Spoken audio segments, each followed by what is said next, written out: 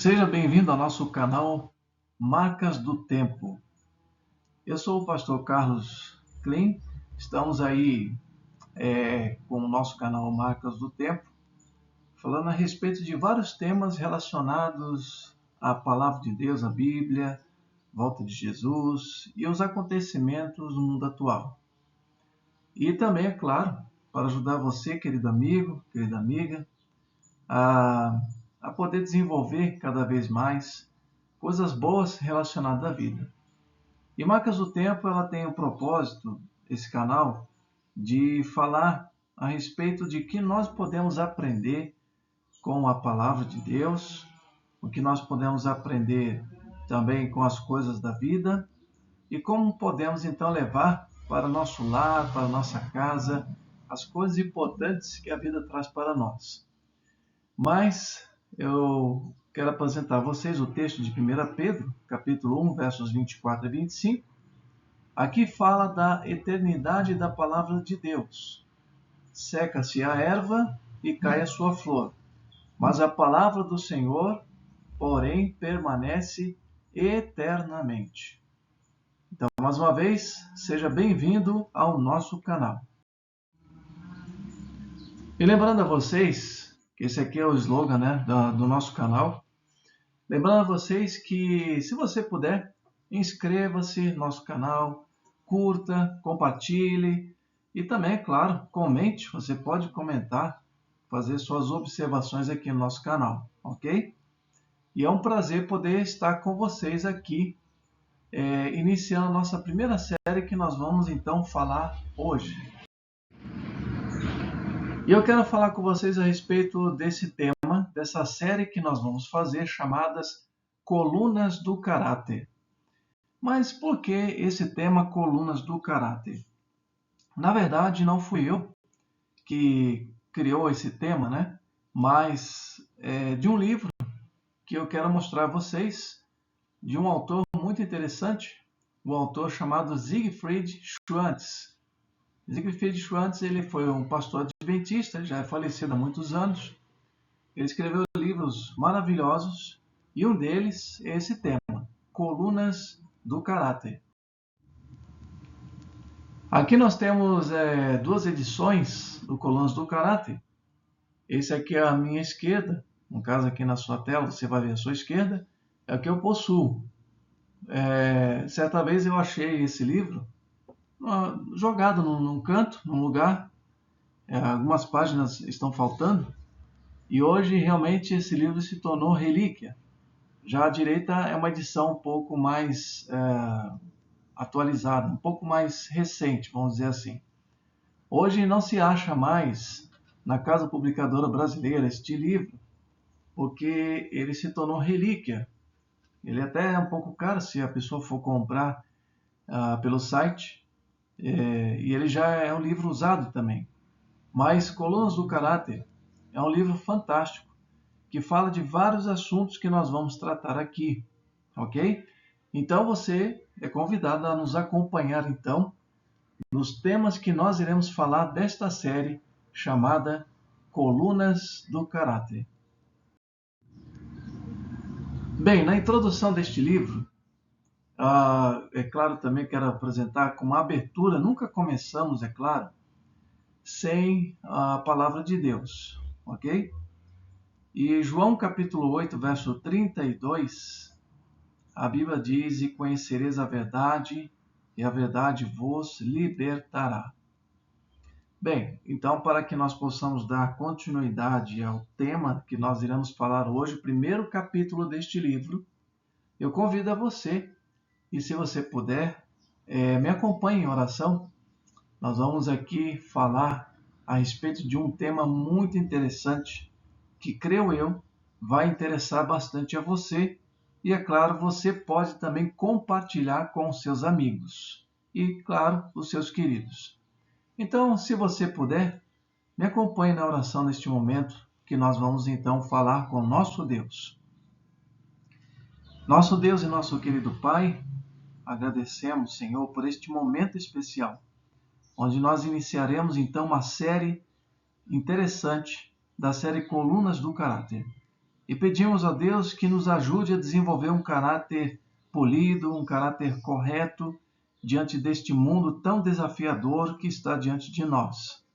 Sabemos que o mundo está cada vez mais piorando e precisamos de pessoas que possam desenvolver um caráter reto e possa desenvolver também a honestidade, Senhor. Por isso pedimos a Deus que esteja conosco nesse momento, em nome de Jesus. Amém. Muito bem, amigos.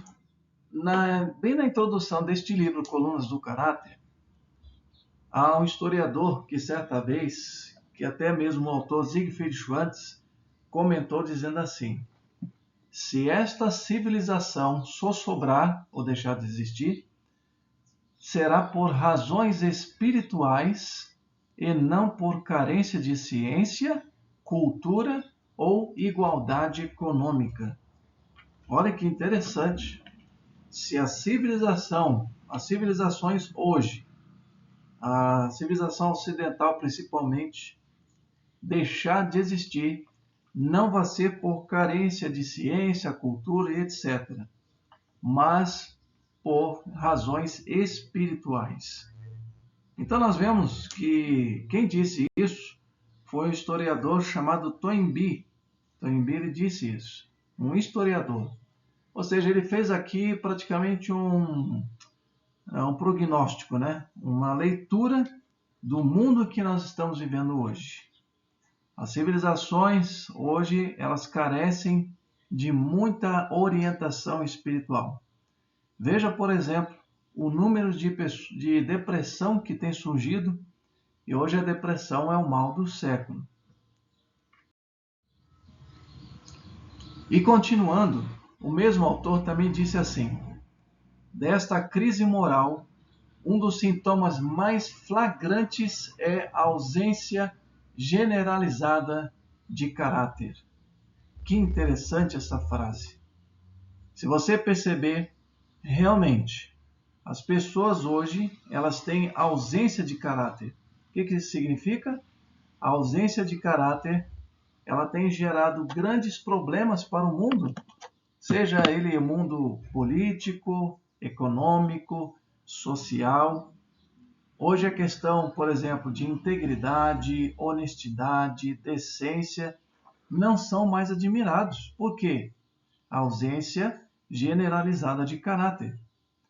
Veja, por exemplo, os casamentos. Por que muitos casamentos hoje não têm dado certo? Porque o número de traições tem aumentado assustadoramente, tanto os maridos como esposas que não são fiéis, ou quem sabe nos negócios, na sociedade, quando alguém decide formar uma sociedade, às vezes um dos sócios passa a perna no outro e quer roubar a outra pessoa. Sabe por que isso? A ausência generalizada de caráter e gera uma crise moral. Por isso, o tema que nós estamos falando hoje, do primeiro capítulo do livro Colunas do Caráter, é a verdadeira grandeza. O que realmente é a verdadeira grandeza? Nós vamos ver aqui alguns detalhes muito importantes. E diz aqui, não é a verdadeira grandeza tampouco medida pelo cargo ou posições que tantos ambicionam. Veja, tem pessoas que ambicionam altos cargos, o salário alto, mas aqui ele diz que não é por isso. Se grandeza há nisto, está em reconhecer o cargo ou posição como oportunidade de serviço e não de mando. Você já viu, por exemplo, que há pessoas que elas só fazem as coisas quando alguém manda? Ou quando ela é forçada pelas circunstâncias? Pois é. Se vocês olharem, por exemplo, a juventude de hoje, não estou dizendo que são todos os jovens, mas temos uma maioria hoje, a geração atual, é uma geração que, na verdade, eles não se colocam de uma forma humilde para aprender. Eles ambicionam altos cargos, salários altos, mas não querem pagar o preço para que possa desenvolver um caráter reto. Então, veja, há pessoas que às vezes elas se acham mais importantes do que outras por causa dos seus cargos ou posição, Mas nós sabemos que quando temos a oportunidade de servir pessoas que são proativas, elas estão sempre em desenvolvimento. Se você notar, meu querido amigo, pessoas que são humildes, elas estão sempre dispostas a aprender a servir e com futuramente, elas vão também poder atingir altas patentes, altos cargos, se ela continuar aprendendo constantemente e avançando. Eu queria mostrar para vocês aqui dois exemplos interessantes. Nós temos aqui o exemplo de Napoleão Bonaparte, e ele se contrasta com a figura de Cristo. Vejamos aqui, Napoleão Bonaparte, ele dominou a Europa, né, durante muito tempo. Ele se tornou um imperador francês e dominou grandes faixas territoriais na Europa no século XIX. Mas Napoleão ele perdeu a guerra em Waterloo e com isso ele foi exilado para a ilha de Santa Helena.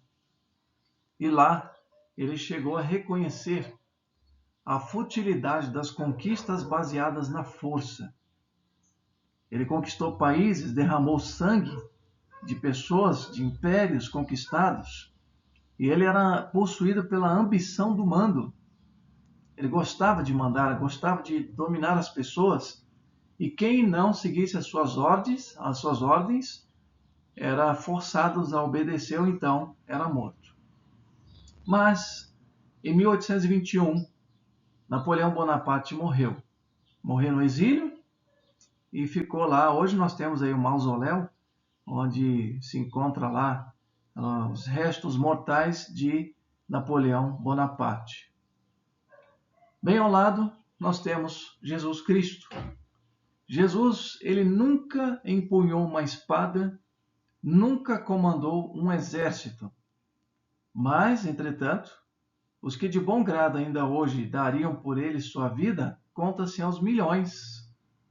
Enquanto Napoleão tinha talvez centenas, alguns milhares, Jesus conta-se aos milhões de seus seguidores. E Jesus tinha o desejo do serviço à humanidade. Enquanto Napoleão queria conquistar a Europa e o restante do mundo para que pudesse servi-lo, Jesus ele mostrou o desejo de servir a humanidade. Veja, por exemplo, o texto de Marcos, capítulo 10, verso 45. Jesus disse assim: pois o próprio Filho do Homem não veio para ser servido, mas para servir e dar a sua vida em resgate por muitos. A verdadeira grandeza não está nas conquistas pela força ou derramamento de sangue, ou quem sabe no mando, ou também de repente de enganar as pessoas, mas está em servir a humanidade e seguir o exemplo de Jesus. Um pouco mais sobre a verdadeira grandeza. Bom, falando sobre o desejo de supremacia, nós temos na Bíblia o pedido da mãe de Tiago e João, que eram dois discípulos de Jesus. Em Mateus 10, 21, aqui temos o pedido da mãe de Tiago e João. Ela disse assim: manda que no teu reino estes meus dois filhos se assentem, um à tua direita e outro à tua esquerda. Mas será que Jesus ele atendeu esse pedido?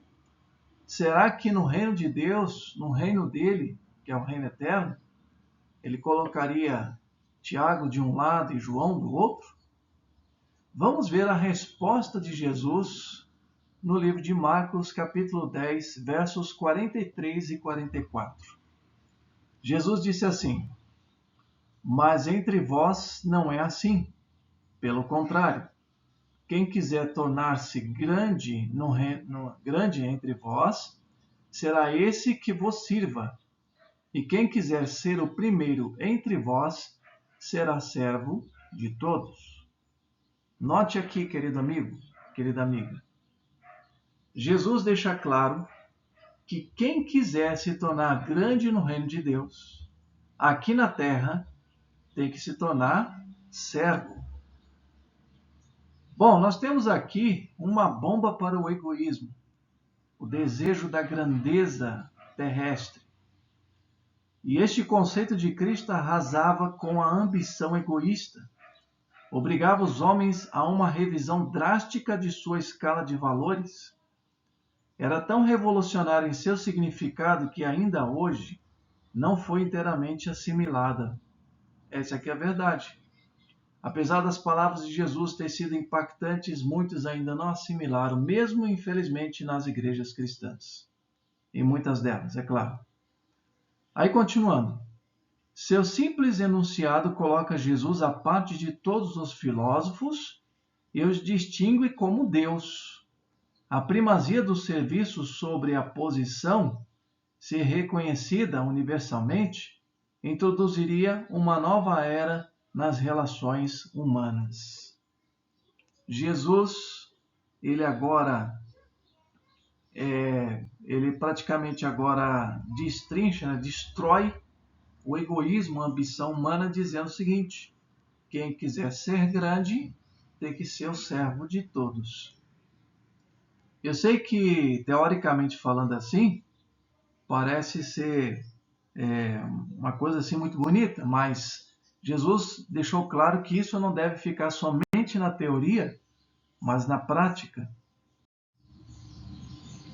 Então nós vemos que, na continuação deste livro, Colunas do Caráter, note bem essas duas frases que eu vou ler agora. Como é importante isso? Nada há na moral cristã que exija o esmagamento do eu, aniquilamento e dissolução da personalidade. São doutrinas budistas em que o passivo oriental é levado à sua conclusão última. O eu deve ser regenerado e não recalcado. A individualidade humana é a maior riqueza do universo de Deus. O autor deixa claro que as religiões orientais budistas, principalmente, ela deixa o ser humano recalcado. Ele deixa a pessoa, ela humilha o ser humano como um ser, ou seja, em outras palavras, como se fosse um autoflagelamento, né? Um autoflagelo. A pessoa ser privada da alegria, que o budismo prega também, mas o eu deve ser regenerado. Quando nós nos jogamos, a Bíblia deixa claro isso, quando nós nos jogamos contra a rocha, que é Cristo, o eu deve ser esmagado e Cristo deve ser colocado no lugar do egoísmo. E Jesus não deixa claro que a nossa individualidade não deve ser esmagada. Nós temos também a nossa individualidade que Deus respeita, temos a nossa liberdade. Por isso existe o chamado livre-arbítrio. Aí embaixo também diz assim: a flor do altruísmo, olha, aqui não é budismo, é altruísmo. A flor do altruísmo não cresce num charco da mesquinheza. O que isso quer dizer? O altruísmo ele não deve crescer na mesquinheza, que também faz parte do egoísmo. Tudo deve ser para mim e nada para os outros. Então, realmente é isso. Mas continuando. É preciso que o solo do coração seja repetidas vezes rasgado, aparato da negação própria, adubado com o sol do desprendimento e regado todos os dias com a chuva das boas ações, para que a generosidade atinja sua plena floração. Ou seja, se resume em apenas uma palavra: altruísmo. Altruísmo é o ato de você beneficiar as pessoas ao invés de si mesmo. Claro, isso aqui não é desaparecer a individualidade. Nós precisamos do básico para sobreviver: a comida, a roupa, a família, a casa. Mas se isso ocupa o primeiro lugar da nossa vida, nós temos um problema. Estamos esquecendo de abençoar a vida daqueles que realmente precisam. Vou dar um exemplo para vocês. Quando você ganha um salário, a primeira coisa que nós pensamos é o quê?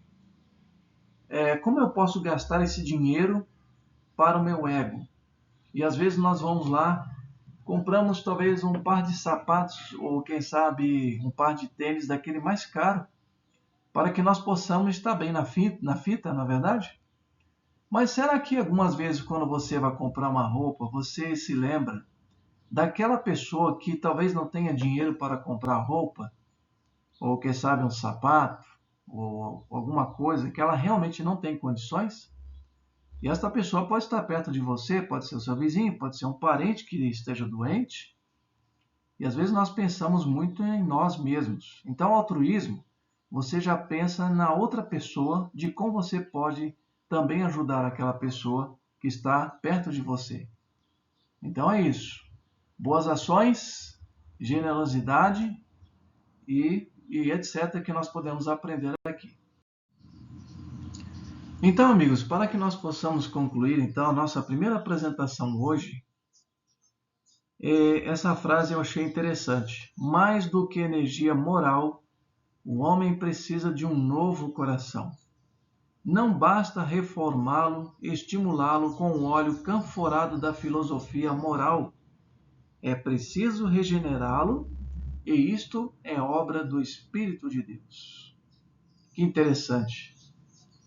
A energia moral, ela vem de um coração transformado pelo Espírito de Deus.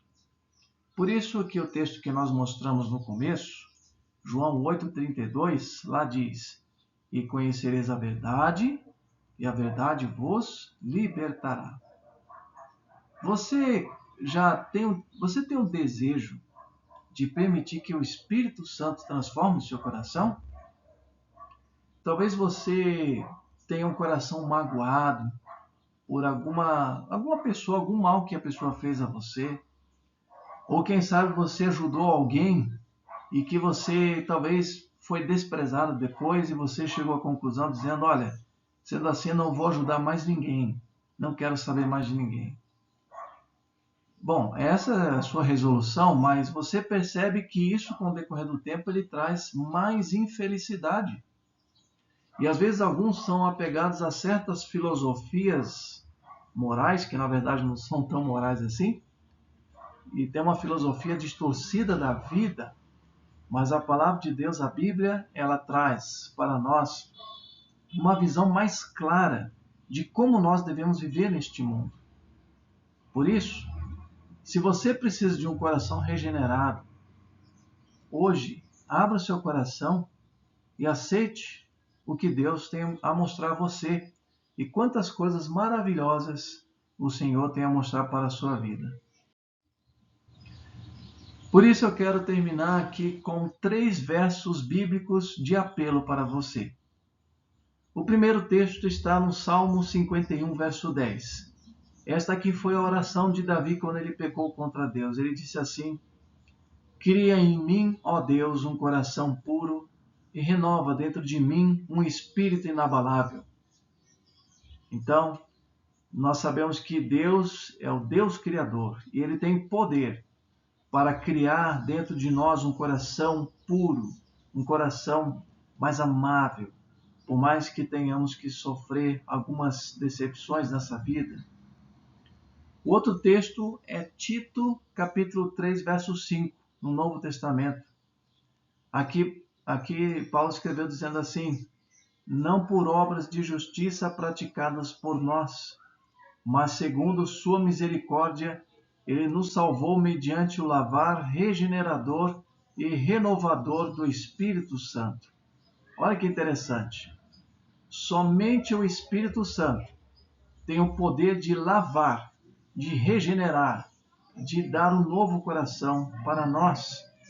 Se você tem essa dificuldade, eu digo a você hoje, experimente o poder renovador do Espírito Santo. Depois nós temos mais um texto, o último texto que eu quero mostrar a você. Hebreus 8, verso 10. Aqui é uma promessa que Deus faz a seu povo e todo aquele que aceita Jesus. O autor, ele menciona: Na sua mente imprimirei as minhas leis, também sobre o seu coração as escreverei, e eu serei o seu Deus, e eles serão o meu povo. Que maravilha! Saber que Deus, Ele pode tirar de nós o nosso coração de pedra, colocar-o no coração de carne e colocar e implantar a sua lei em nosso coração e em nossa vida também. Então é isso, amigos. Hoje fizemos aqui a nossa primeira apresentação. Por isso eu quero apelar mais uma vez a você. Inscreva-se, curta, compartilhe e também comente. Comente o que você pode acrescentar aqui ao nosso canal, sugestões e até mesmo o tema que foi apresentado hoje. O tema de hoje foi curto, mas está aí uma grande lição para nós. Um tema pequeno, mas com grandes lições para a nossa vida também. E que Deus abençoe você. E que o Senhor Jesus opere na sua vida e no seu coração. Estarei orando para que nós possamos ter mais vídeos aqui e para que o nome de Deus seja exaltado. Que Deus abençoe você em nome de Jesus.